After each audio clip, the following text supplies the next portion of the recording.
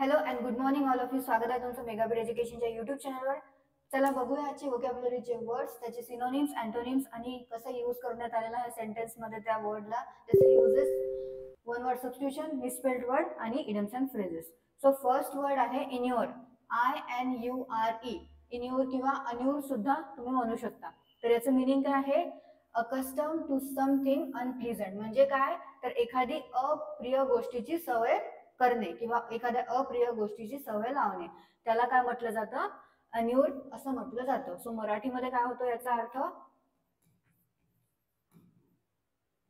एखाद्या अप्रिय गोष्टीची सवय लावणे. आणखी काय म्हटलं जातं? तर कष्ट, अडचण, वेदना इत्यादींची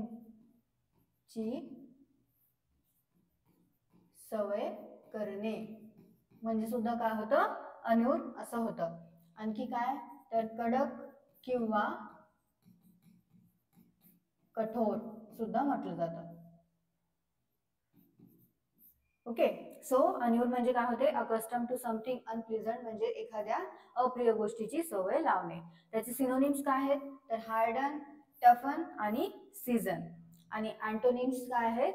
तर सॉफ्टन, सेन्सिटाइज आणि वीकन. सो हे आहेत सिनोनिम्स आणि अँटोनिम्स. आता आपण बघूया यूज कसा करण्यात आलेला आहे अन्युअरला सेंटेन्स मध्ये.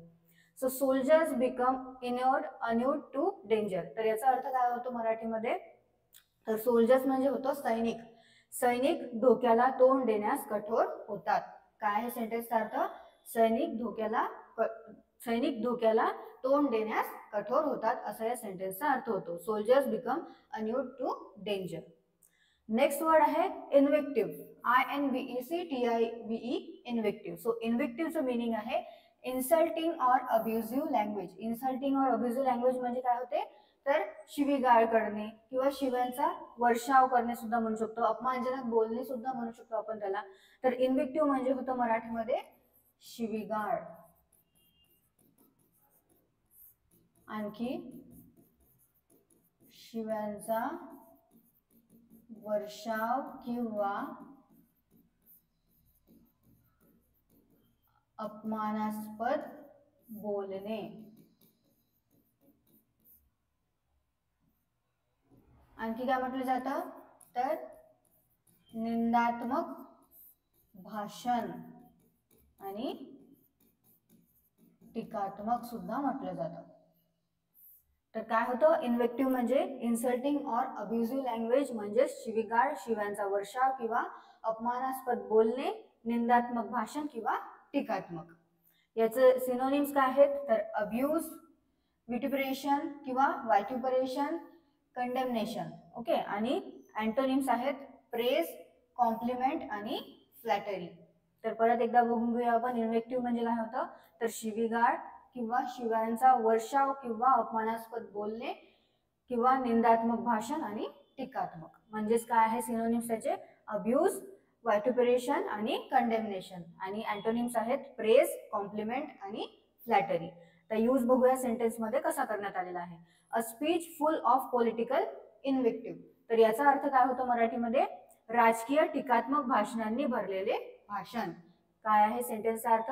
राजकीय टीकात्मक भाषणांनी भरलेले भाषण असं या सेंटेन्सचा अर्थ होतो मराठीमध्ये. नेक्स्ट बघूया. नेक्स्ट वर्ड आहे इरॅसिबल. IRASCIBLE. इरॅसिबलचं काय मिनिंग आहे? तर इझिली अँगर्ड म्हणजे ज्याला काय होतो? पटकनच राग येतो, जो रागीट आहे, चिडचिडा आहे, त्याला काय म्हटलं जातं? इरॅसिबल असं म्हटलं जातं. तर इरॅसिबलचा अर्थ काय आहे मराठीमध्ये? चिडखोर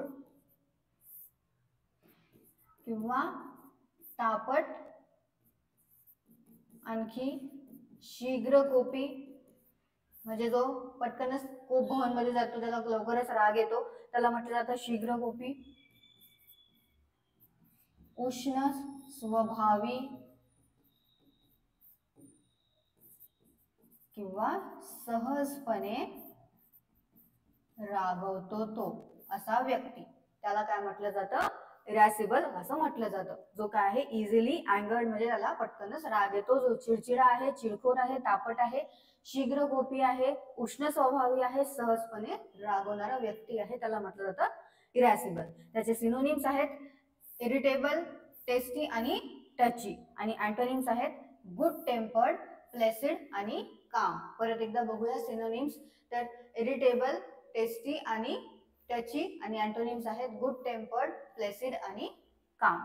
तर सेंटेन्स बघूया एकदा. The irascible old man shouted at children. तर याचा मराठीमध्ये अर्थ काय होतो, तो चिडखोर म्हातारा मुलांवर ओरडला, असा याचा मराठीमध्ये अर्थ होतो. आणि इथे इरॅसिबल म्हणजे यूज करण्यात आलेला आहे चिडखोर, आणि चिडखोर कोण होता, ओल्ड मॅन म्हणजे म्हातारा. नेक्स्ट वर्ड आहे इटिनरंट, ITINERANT. इटिनरंटचं काय मिनिंग आहे, तर travelling from place to place. जो प्रवास करतो, जो प्रवासी आहे, या प्लेसवरनं त्या प्लेसवर तर ट्रॅव्हल करतो, त्याला काय म्हटलं जातं, इटिनरंट असं म्हटलं जातं. तर इटिनरंटचा मराठीमध्ये अर्थ होतो प्रवासी किंवा फिरता, म्हणजे होता इटिनरंट. सिनोनिम्स आहेत नोमॅडिक, वँडरिंग आणि पेरिपेटेटिक. काय आहे सिनोनिम्स, नोमॅडिक, वॉन्डरिंग किंवा वँडरिंग आणि पेरिपेटेटिक. आणि अँटोनिम्स आहेत सेटल्ड, रेसिडेंट आणि स्टेशनरी. सो आता सेंटेन्स बघूया याचा. सेंटेन्स कसं करण्यात आलेला आहे, सेंटेन्स मध्ये यूज इटिनरंटचा. हा सेंटेन्स दुसऱ्याचा आहे. Okay, so itinerant workers followed the harvest. So याचा मराठीमध्ये अर्थ काय होतो सेंटेन्सचा, प्रवासी कामगार कापणीच्या मागे लागले. हार्वेस्ट म्हणजे काय होते, कापणी. तर प्रवासी कामगार जे आहे, वर्कर जे आहे, ते कशाच्या मागे लागले, कापणीच्या मागे लागले, असा या सेंटेन्सचा अर्थ होतो. नेक्स्ट बघूया one word substitution. One word substitution मध्ये फर्स्ट आहे सिमेट्री. तो सिमेट्री आपण काल सुद्धा बघितलेला आहे. सिमेट्री म्हणजे काय होते, a place where dead bodies are buried. म्हणजे जिथे काय आहे, डेड बॉडीज आहे, मृत्यूनंतर जी बॉडी आहे ती काय केली जाते, बरीड केली जाते, दफन केली जाते. तर त्याला काय म्हटलं जातं, सिमेट्री असं म्हटलं जातं इंग्लिशमध्ये वन वर्ड मध्ये. आणि सिमेट्री म्हणजे काय होतं मराठीमध्ये, तर मसनवटी किंवा स्मशानभूमी, दफनभूमी आणि कब्रस्तान. म्हणजे काय होतं, cemetery, a place where dead bodies are buried. जिथे डेड बॉडीज काय केले जातात, दफन केल्या जातात, त्याला काय म्हटलं जातं, सिमेट्री असं म्हटलं जातं. नेक्स्ट आहे an examination of a dead body. त्याला काय म्हटलं जातं वन वर्ड मध्ये, पोस्टमॉर्टम. POSTMORTEM. पोस्टमॉर्टम हा एकच वर्ड आहे. ओके, सो त्याला काय म्हटलं जातं, examination of a dead body. म्हणजे मृत्यूनंतर जी बॉडी आहे त्याची तपासणी केली जातं, त्याला म्हटलं जातं पोस्टमॉर्टम. म्हणजेच काय आहे मराठीमध्ये, मरणोत्तर तपासणी.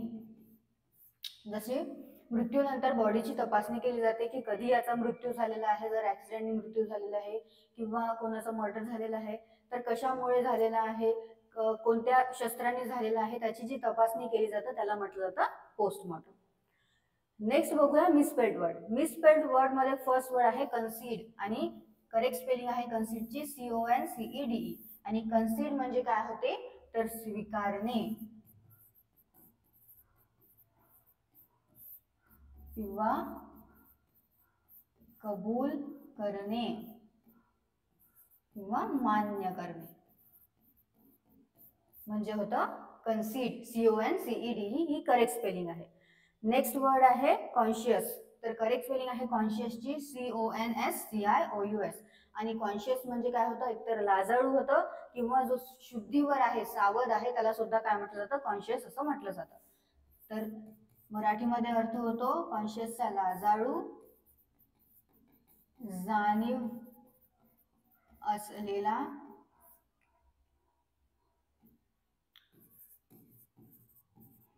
शुद्धीवर असलेला आणि सावध, म्हणजे होतं conscious. Next idioms and phrases मध्ये फर्स्ट आहे make a mountain out of a molehill. तर याचा काय आहे meaning, to overreact or exaggerate minor issues म्हणजे काय करणे, राईचे पर्वत बनवणे. अशी म्हण आहे मराठीमध्ये, राईचे पहाड बनवणे किंवा राईचे पर्वत बनवणे, त्याला म्हटलं जातं make a mountain out of a मोल हिल. म्हणजेच काय होतं मराठीमध्ये याचा अर्थ, तर लहान गोष्टीला मोठे स्वरूप देणे, किरकोळ गोष्टीला खूप मोठं बनवून सांगणे, त्याला काय म्हटलं जातं, make a mountain out of a मोल. तर मराठीमध्ये याचा अर्थ होतो लहान गोष्टीला मोठे स्वरूप देणे किंवा किरकोळ समस्येला खूप मोठे करून दाखवणे म्हणजे होतं make a mountain out of a molehill. Next आहे a blessing in disguise. A blessing in डिसग्विसचा काय अर्थ आहे, a good thing that isn't immediately recognized. म्हणजे काय आहे, तर सुरुवातीला जी वाईट वाटणारी गोष्ट आहे ती नंतर काय असते, चांगली असते, त्याला काय म्हटलं जातं, अ ब्लेसिंग इन डिसग्विस. सो याचा मराठीमध्ये अर्थ काय होतो, वेशात आशीर्वाद किंवा जी आपल्याला आधी वाईट वाटते पण ती गोष्ट काय असते नंतर आपल्या भल्यासाठी असते, आपल्या चांगल्यासाठी असते, त्याला म्हटलं जातं ब्लेसिंग इन डिसग्विस. सुरुवातीला वाईट वाटणारी चांगली गोष्ट म्हणजे a blessing in disguise. Okay, so हे आहेत आपले आजचे वर्ड्स. आपण मिसस्पेल्ड वर्ड सुद्धा पाहिलेले आहे, वन वर्ड सबस्टिट्यूशन सुद्धा पाहिलेले आहे. त्यामध्ये आपण आज एक पोस्टमॉर्टम नवीन पाहिलेला आहे, सिमेट्री आपण वर्ड कालच पाहिलेला होता. जे वर्ड्स आहेत आजचे वोकॅब्युलरीचे त्याचे सिनोनिम्स, अँटोनिम्स परत एकदा तुम्ही वाचून घ्या, मराठीमध्ये मिनिंग्स वाचून घ्या आणि सेंटेन्स तयार करत चला तुमच्या मनाने, तो वर्ड घेऊन किंवा जे पण त्याचे सिनोनिम्स आहेत ते सिनोनिम्स घेऊन सुद्धा तुम्ही वर्ड तयार सेंटेन्स तयार करू शकता. सो तुम्ही असे जर तयार करत चलाल तर तुम्हाला कळेल की कोणता वर्ड ह्या कोणत्या सेंटेन्समध्ये फिट होऊ शकतो, फिक्स होऊ शकतो. त्यामुळे तुम्ही पटकन जेव्हा एक्झाममध्ये तुम्हाला तो वर्ड येईल तर तुम्हाला पटकन कळेल की या सेंटेन्सचा अर्थ काय होतो म्हणून. सो तुम्हाला सेशन आवडलं असेल सेशनला लाईक करा, चॅनलला सबस्क्राईब करा, सोबत तुमच्या फ्रेंड्सला शेअर करा. All the best all of you and thank you.